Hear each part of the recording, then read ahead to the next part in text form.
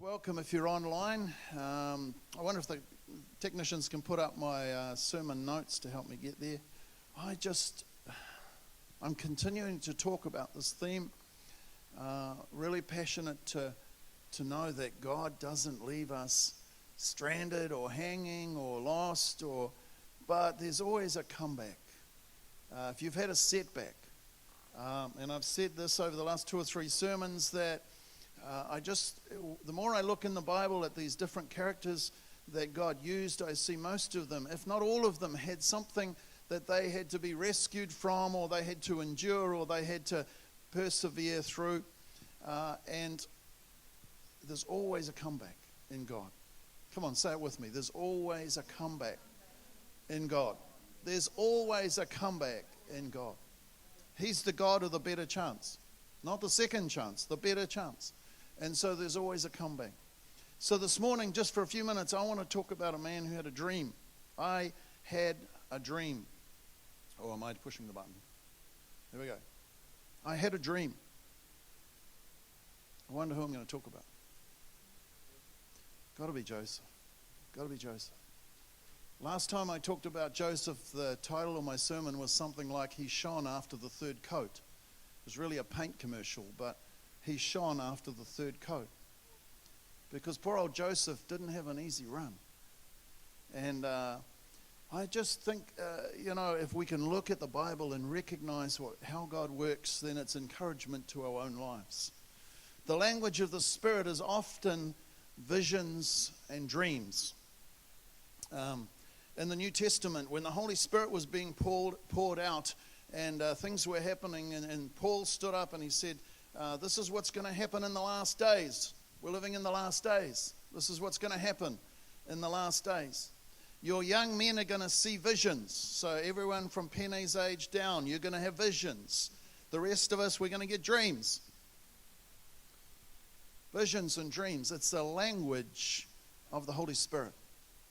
I don't know if it happens for you. I hear testimonies of many others, and occasionally it happens for me, that I just feel like God speaks in a dream. That God wants to get my attention and gives me a vision of something that's, it's not just that I had too much pizza, it's that He wants to get my attention about something. It's prophetic. It's inspirational. And God speaks in dreams. Proverbs 28 and verse 19 says something like this: the prophetic vision gives direction. The prophetic vision gives direction. And so this morning, as we look at this character, Joseph, we've got to understand that God spoke into his life when he was really young. There's lots of other men and women in the Bible that God speaks to or speaks through concerning visions. Daniel, on several occasions, interpreted a vision or a dream to understand what God was about to do. So here we go. We're going to talk about Joseph this morning. I had a dream. Here's the thing we need to recognize or understand right at the beginning. There's always a gap. There's always a gap between the dream and its fulfillment. I mean, you know that, right? But that gap can be the awkward zone. That gap can be the waiting room that's so uncomfortable. There's always a gap between the conception and the conclusion. If what God was going to do in Joseph's life could happen in 2 weeks after he received the dream, it would have been wonderful. Or would it? Or would it? Somewhere between the dream and its fulfillment is the journey that we go on. You're on a journey, right? You and I are on a journey. If we're believing in God, we're on a journey. We're journeying in faith. And along the way, we're going to find that there are a few adventures. Anyone else like adventure? There's some adventures.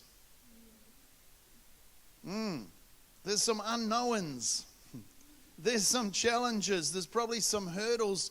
I bet there's some detours. There might be some denials. We could have some doubts. We can have the dream in God. We can hear His voice and go, that's what God's saying. This is where I'm headed. This is what's going to happen in my life. But then a week later, a month later, a year later, we can be saying, is this ever going to happen? Is anyone else in the room sharing these thoughts with me? Am I the only one? It's like when God gives us a dream, when he says it's going to happen, it's like, yeah, and tomorrow, please God. It's a bit like The Great Race. How many of you like watching that on TV? The Great Race. Where they head off, they get their destination in a note, and they go for it. But as they run their great race, they've got some clues, but they don't necessarily know it all. And as they head along that path, it's like they have speed bumps, and they have roadblocks, and they have obstacles. There's always a gap between the dream and its fulfillment. It's no different in our journey of faith. And so looking at Joseph's life, I think Joseph's a legend. There's a lot of Bible legends. I think Joseph is a legend. When you study his life and see what God does through him, I think we're legends. If we let God, if we trust God, if we go on the journey with God. The story of, or the account of Joseph's life starts in Genesis chapter 37. I'm going to encourage you to read this.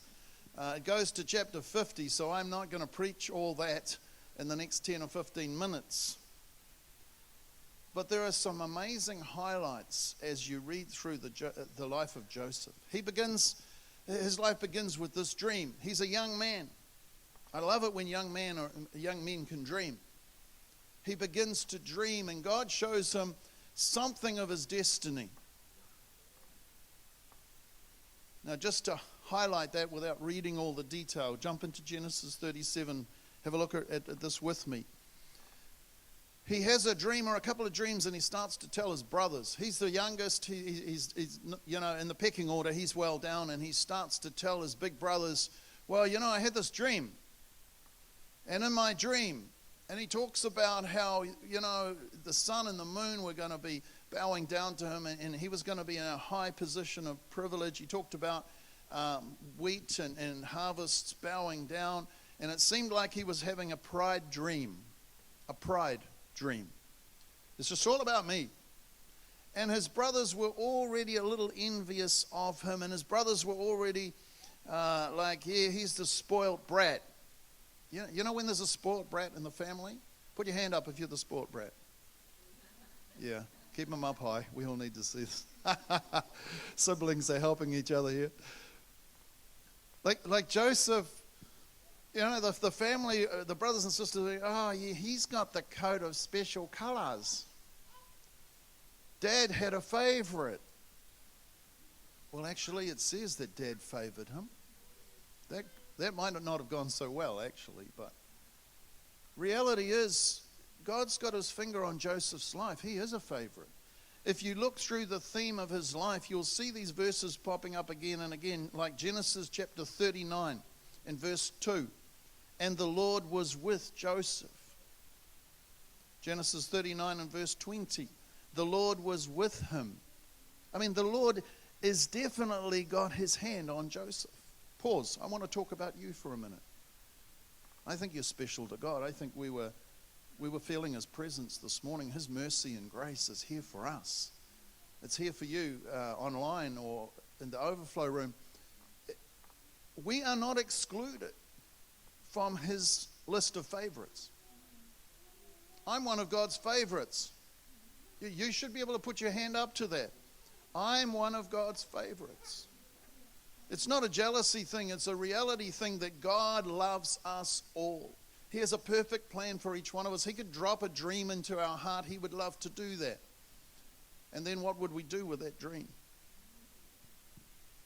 So how the story unfolds with Joseph, most of you know this, but I'm going to tell it because there's some points I want to draw out. Joseph, sent by his dad, went to check on the brothers. They weren't actually where they're meant to be, and Joseph doesn't come home and report that. He goes the extra mile and connects with them and finds them. And they're so jealous of him that when they see him coming, they conspire to expire Joseph's life. I mean, it's like, what do? Let's take him out. We've had enough of this little brat. And then another option comes along because they can make some cash in the process. So they put him in pit, then they sell him into slavery. I'm telling you what happens over many chapters. You need to read this. And Joseph's journey takes a whole new detour. I don't know if this is a detour or whether this is a roadblock. But this young man who's got the promise of God in his life to greatness is now in a pit, is now chained with other potential slaves going to Egypt, is now being sold into the household of a stranger.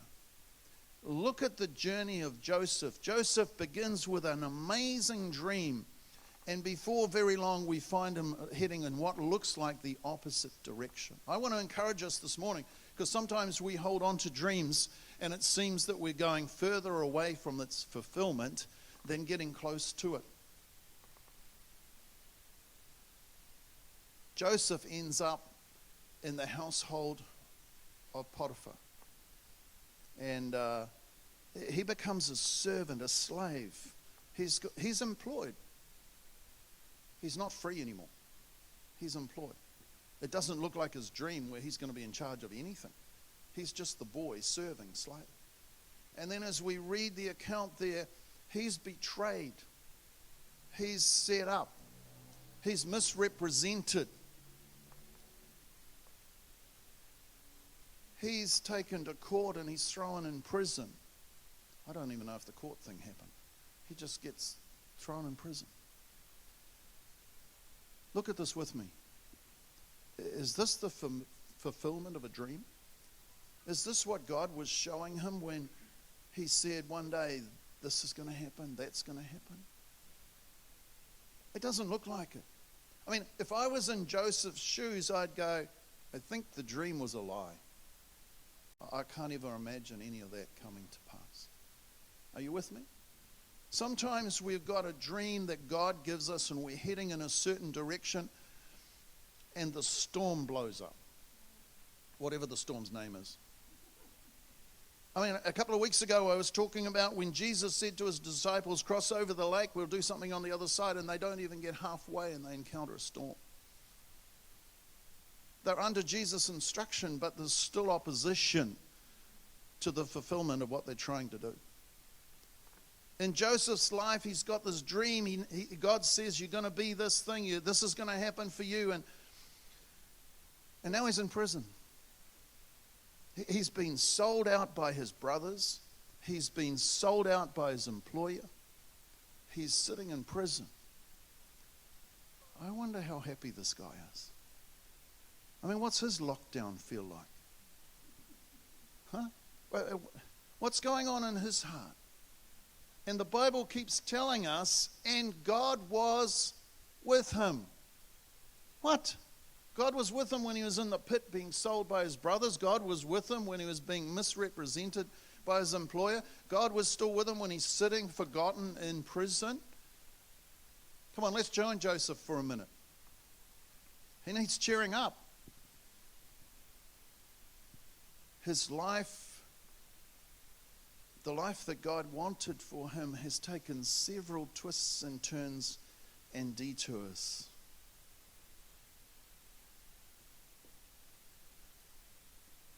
You've got to read right through his life to see how bad it gets, how difficult it is, how challenging it is for him. But this is what I recognize in Joseph's life. He remained faithful. He hung on to what was right. Even when he was sold out by his brothers, he was still faithful to his father.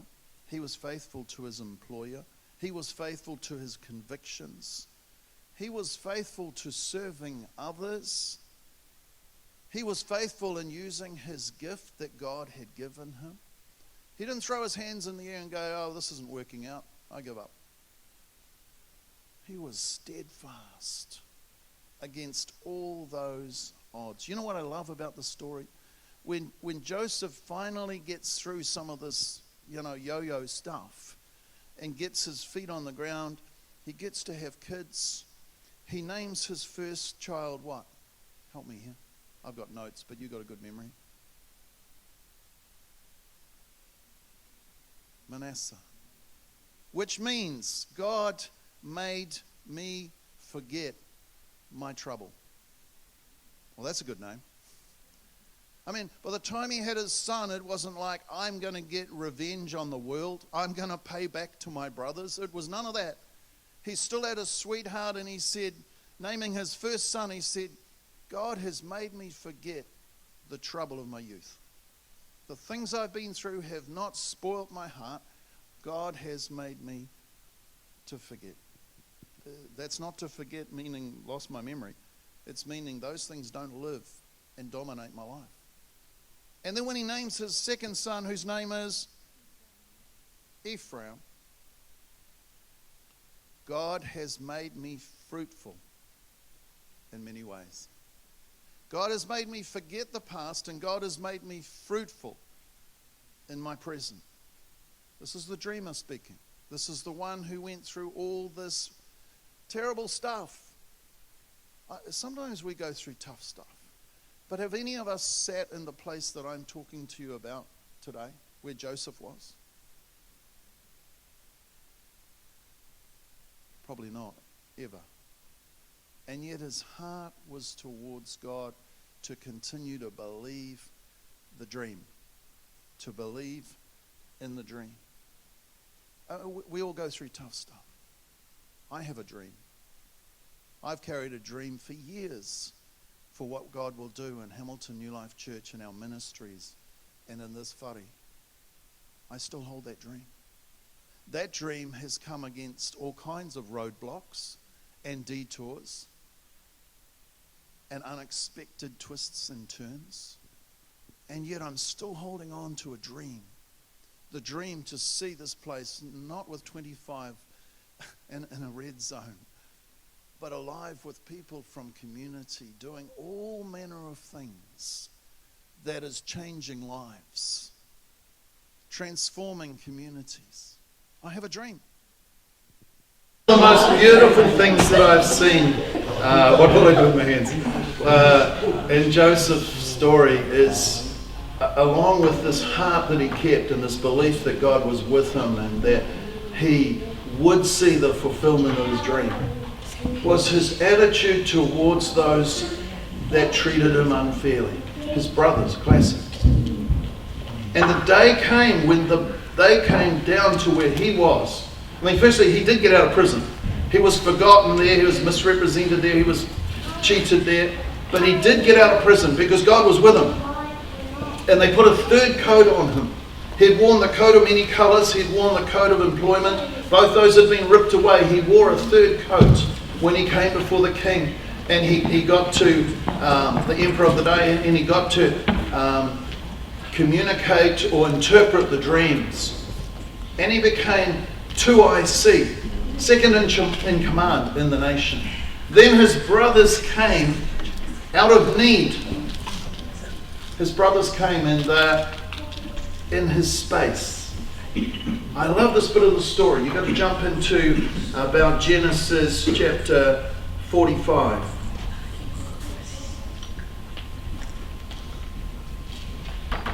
If your device still works. It begins with him recognizing who his brothers are. But he doesn't want to just give it away straight away. He plays what I'm going to call a little bit of a game. Because at first he just wanted to check something. You know what I think he was trying to check? If his brothers had changed. And why do I say that? Because he sets up a potential trap for his brothers by putting something in his youngest brother's gift, which was, a bag of wheat. And they're all heading back to Dad. I haven't got time to tell you all the detail, but you'll have to read it. They're heading away, and this particular chalice, this thing that belonged to Joseph, was found in the younger brother's bag. And it put the younger brother on the spot. And it was like this. Joseph had authority to keep the younger brother. And all the older brothers responded, "You can't do that. You can't do that. I mean, that'll kill Dad. We can't let that happen." And at that moment I realized that that Joseph was testing his brothers' hearts. Because previously, what did they care about the youngest one? Put him in a pit, sell him into slavery. But now their hearts were, no way, we have a responsibility to care for our youngest brother. And it's a turning point in the story, and my Bible's not shining like yours is right now, but is it in the middle of chapter 45 that he decides, or the beginning of 45, he can no longer hold back. He can no longer hide his identity from his brothers. And so he says, he clears the room because he realizes he's about to pour out his heart. He clears the room and he weeps, and it says there in the Bible, he wept so loud they heard him outside. Noise complaints came from outside because he wept so much. That was an in-house joke. Anyway, I'm enjoying this. Joseph gets to that place where he tells them who he is. He reveals himself to them. In doing it, they become terrified. It's like, what? We're standing in front of the brother that we honestly thought was dead. And they are now realizing in their mind, this could be our last breath.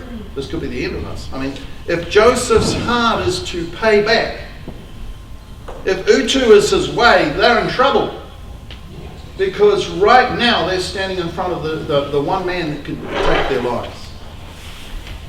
And so they're speechless. That's what it says. They couldn't even answer.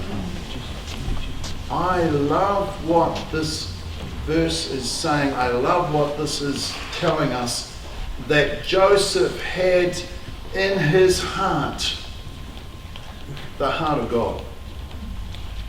Do you realize this is the moment that his dream becomes his reality? This is the moment where the brothers theoretically, literally, bow down to him. This is that moment where the brothers realize that this is the fulfillment of what God spoke. What God spoke of when he gave Joseph the dream. I love the story. I love to realize that this is God fulfilling his promise in the life of Joseph. Welcome if you've just joined us from the other room. I understand you're out of power. That's fine. We are too. Good to have you. I want us to rally around this thought this morning, that God always has a comeback for whatever our setback is. I want to encourage you this morning to think about the dreams God's put in your life, the things you've dreamt about that somehow, some way have seemingly been stripped away or become seemingly impossible because of circumstances or whatever it is that's pushed against that dream. Do you carry a dream in your heart? Do you carry a dream in your heart? I hope so. Dreams are so powerful. Dreams are the language of God to bring us into the future. Don't be impatient. I'm speaking to myself now. Don't be impatient to see the dream of God fulfilled in your life. After everything that Joseph goes through, there's that moment of reveal. When Jenny and I were in Israel, we got to see this, we were doing a Shabbat meal, and we got to see this amazing mural on the wall. And I just stood there and I just looked at it. And it was this moment when Joseph's dream became a reality. It was the moment of reveal. And how it was put by the artist was that the bottom half of him was still dressed in his official attire, and the top half he had broken open his shirt. And the symbolic idea there was brothers will always know what each other's chest looks like, or something like that. But he was saying, hey boys, this is me. You got it? He was saying, look, I'm part of your flesh, we're flesh. So in the picture it was like, yeah, I'm in this new position of authority, but you and I are still brothers. What a powerful picture. I just stood there and looked at that, and I mean, that so tells the story of Joseph's comeback. I wonder what your comeback's going to look like.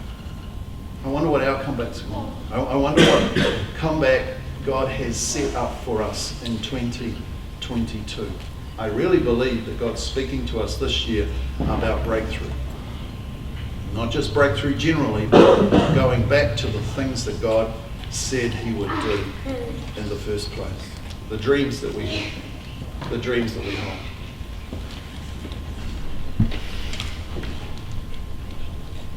Irrespective of detours and denials, divisions, God promises us destiny. Destiny. We can anchor our lives in his promises. Everything Joseph went through, God went through with him. If you're going through something today, if you're trying to hold on to a promise of God, let me assure you, God goes with you. God can be in the bad times. God doesn't leave us in the bad times and come back to us when we've got it right. God walks with us in the tough times. Are you being encouraged this morning? Whatever you're going through, don't let go of the dream.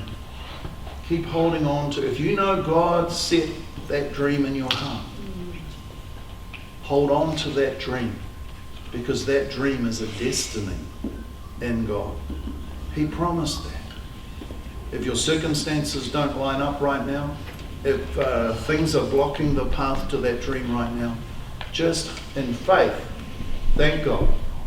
I wonder if Joseph had never been through all this crazy stuff, whether he would have been the man that God wanted to use when he brought him to his destiny.